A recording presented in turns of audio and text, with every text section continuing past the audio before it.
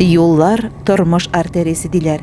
Ул артерия өзлексез эшләгәндә генә, ягъни юллар төзек, тоткарлыксыз булганда гына тормышыбыз, эшләребез көйле бара. Соңгы елларда район үзәгендә дә, авылларда да юлларны төзекләндерү буенча бик күп эшләр башкарыла. Юлларга, урамнарга асфальтлар җәелә, ком таш салына. Бу эшләрне башкаруда, әлбәттә, районның юл ремонт төзелеш идарәсе коллективының да өлеше зур. Алар ел әйләнәсенә юлларны хезмәтләндерә. Аеруча кыштан соң юл япмасында төрле зурлыктагы чокырлар барлыкка килә. Һәм бүгенге көндә идарә коллективы эшчәннәре әлеге чокыр-чакырларны яңа экспресс-ысул, салкын асфальт ярдәмендә төзекләндерү белән мәшгуль. На сегодняшний день в Илишевском ДРСУ выполняются работы по ликвидации дефектов проезжей части, а именно ямочный ремонт на автомобильной дороге Верхний-Манчарово-Исмаилово. Так как сегодня погода не позволяет применять горячий асфальтобетон, данный вид работы выполняется так называемым холодным асфальтом. Уникальность его состоит в том, что его можно применять практически в любое время года.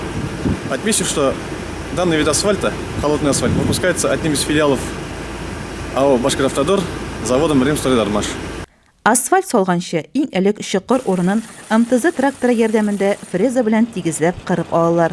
Ул урын 10 см тирәнлектә чистартыла, җентекләп өрдерелә, аннары гына асфальт-бетон катнашмасы белән тутырыла һәм яхшылап тыгызлана. Көндәлек 10-15 тонна асфальт кулланыла. Әлеге катлаулы да, җаваплы да эшне 9 кешедән торган тәҗрибәле эшче бригада башкара.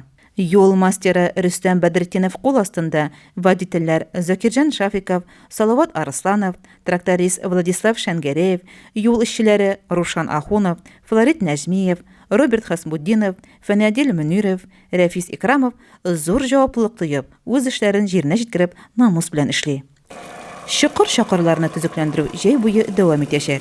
Шулай ук идарә коллективы тарафыннан югары Яркәйнең Тимирязев урамына һәм Бишкорай авылына таба М7 Волга юлына асфальт салыначак. Айгөл Мулаянова, Илеш телерадиокомпаниясе.